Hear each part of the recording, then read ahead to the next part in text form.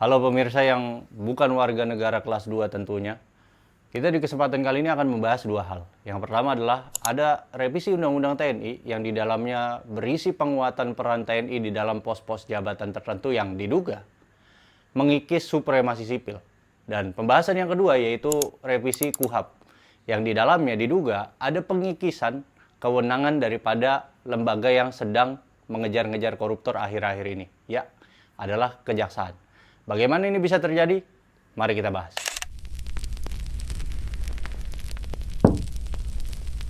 Perubahan kedua atas Undang-Undang 34 tahun 2004 terkait dengan TNI. Gue disclaimer dulu, gue hanya mendapatkan satu draft, yaitu dari ICGR. Kalian bisa cek di websitenya dan draft ini diupload di tahun lalu. Gue nggak mendapatkan draft lain pun di website DPR itu sendiri, gue tidak mendapatkan draft apapun. Dan di kesempatan kali ini gue akan memberikan hanya dua pasal aja yang akan gue bahas. Dan kalian pasti dari dua pasal ini bakal sangat memahami mengapa hal ini menjadi polemik di masyarakat. Mari kita mulai dari pasal yang pertama. Pertama, ada di pasal 47. Pasal 47 itu sebelumnya berisi terkait dengan kementerian atau lembaga yang bisa diisi oleh TNI aktif. Sebelumnya, ada 10 kementerian atau lembaga yang bisa diisi. Namun, di draft perubahan ini, terdapat 15 kata baru di akhir penutup pasal tersebut yang mengubah paradigma terkait dengan kementerian atau lembaga yang bisa diisi oleh TNI aktif. Bunyi pasalnya di 15 kata terakhir yaitu serta kementerian atau lembaga lain yang membutuhkan tenaga dan keahlian prajurit aktif sesuai dengan kebijakan presiden. 15 kata terakhir ini menurut gua ini adalah bentuk perluasan daripada seorang prajurit untuk mengisi pos-pos tertentu sesuai dengan kebijakan presiden. Dan ketika presiden ingin meletakkan seseorang prajurit entah di instansi A, B, C, atau D yang tidak sesuai dengan backgroundnya yaitu pertahanan dan keamanan, itu bisa-bisa aja dilakukan. Dikarenakan kebijakan ini tanpa batasan, yaitu kewenangannya hanya pada presiden. Ini adalah sebuah masalah menurut analisis gue dikarenakan menimbulkan dua permasalahan mendasar. Yang pertama, 15 kata ini menimbulkan sebuah kebijakan yang absolut. Dan kebijakan yang absolut itu sangat berbahaya bagi negara demokratis. Masalah yang kedua, penambahan 15 kata ini bertentangan dengan agenda reformasi kita. Yang salah satunya adalah mengembalikan militer ke barak-barak. Dalam artian lain, menghapus dui fungsi militer. Apa sih yang dimaksud dengan dui fungsi militer? Dui fungsi militer adalah konsep di zaman Orde Baru, di mana militer digunakan menjadi tiga alat. Yang pertama, sebagai alat pertahanan dan keamanan negara. Yang kedua, bisa masuk dalam kekuatan sosial ataupun kekuatan politik yang dimana mereka punya hak untuk ikut dalam pemerintahan, birokrasi, dan politik. Sebetulnya, mengapa sih kita harus menolak pasal ini? Apa karena kompetensi atau kompetensi seorang prajurit tidak berkompeten ditempatkan di tempat lain? Jawabannya bukan kompetensi, dikarenakan kita bisa lihat militer-militer hari ini. Mereka sekolahnya tinggi-tinggi kok. Hasil ditempatin di tempat-tempat tertentu juga mereka bisa menguasai hal tersebut. Bukan karena itu, bukan karena kompetensi, tetapi karena hal lain, teman-teman. Ada dua hal yang menjadi penyebab mengapa kita harus menolak pasal ini. Hal yang pertama yang menjadi dasar mengapa kita harus menolak pasal ini adalah siapapun yang punya akses terhadap senjata di negara ini, maka kewenangannya harus dibatasi. Hanya terhadap pertahanan dan keamanan, tidak boleh lebih. Dan yang kedua, belajar dari sejarah. Kan kita sebagai bangsa yang besar harus belajar dari sejarah. Kita ini pernah memakai dui fungsi militer.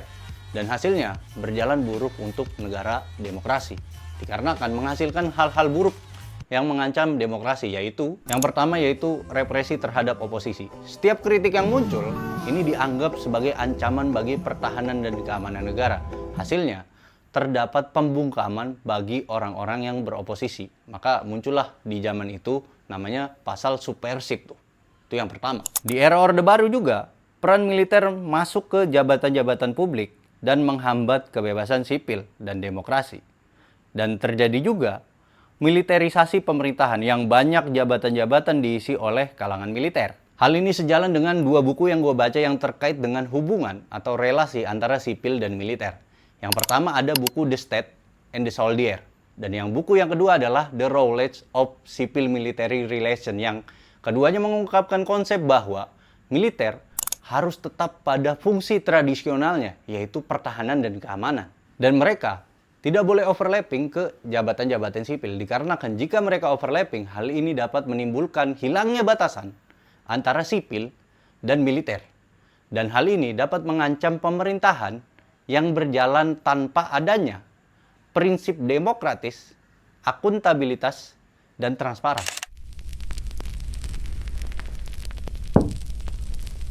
Pasal yang kedua, yaitu pasal 53 terkait dengan perubahan batasan usia pensiun.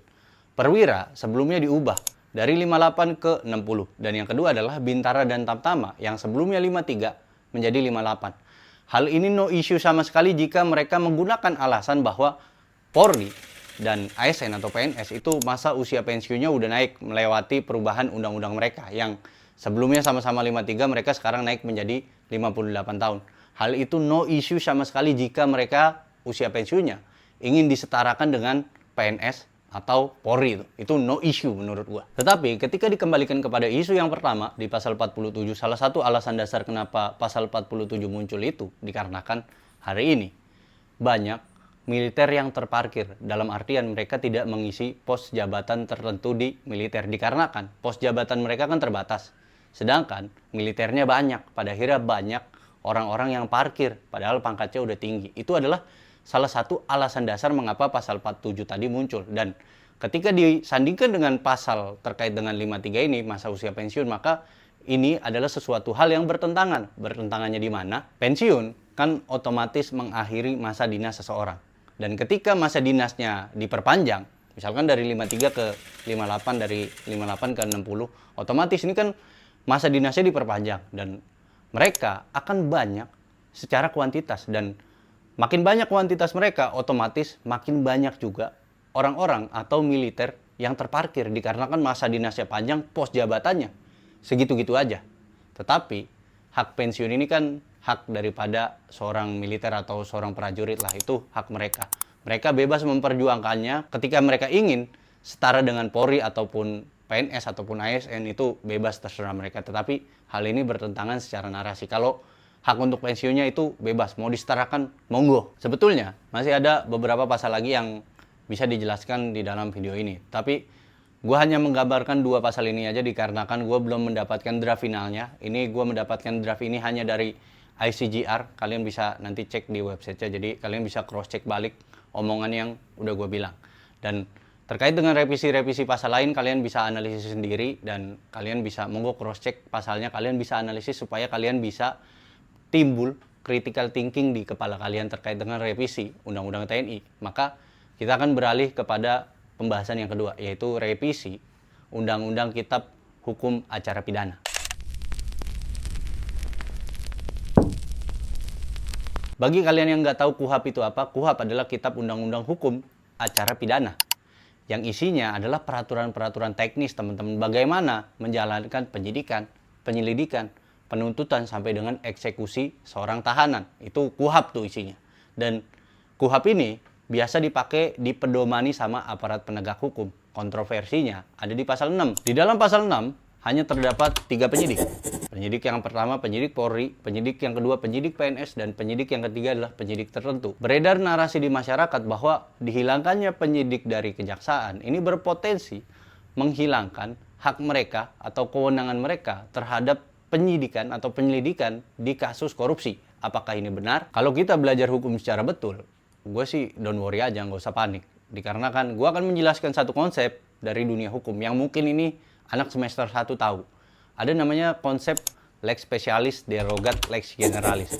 Hukum yang spesial atau hukum yang khusus itu mengenyampingkan hukum yang umum. Meskipun tidak tertulis di KUHAP, tetapi kewenangan penyidik kejaksaan untuk menyidik kasus korupsi itu ada di 2 undang-undang. Undang-undang yang pertama terkait dengan undang-undang kejaksaan. Dan undang-undang yang kedua adalah undang-undang tindak pidana korupsi. Maka undang-undang ini itu spesifik teman-teman. Otomatis berlakulah adagium yang tadi bahwa hukum yang spesifik akan mengenyampingkan hukum yang umum. Berlakulah undang-undang tersebut. Tapi menurut gue sebaiknya dimasukin aja ke KUHAP terkait dengan penyidik dari kejaksaan. Dikarenakan begini, meskipun timbul atau berpotensi menimbulkan tumpang tindihnya kewenangan antara penyidik yang lain dengan penyidik kejaksaan, lebih baik dimasukkan dikarenakan koruptor kalau udah masuk meja sidang, mereka pasti akan menghalalkan segala cara.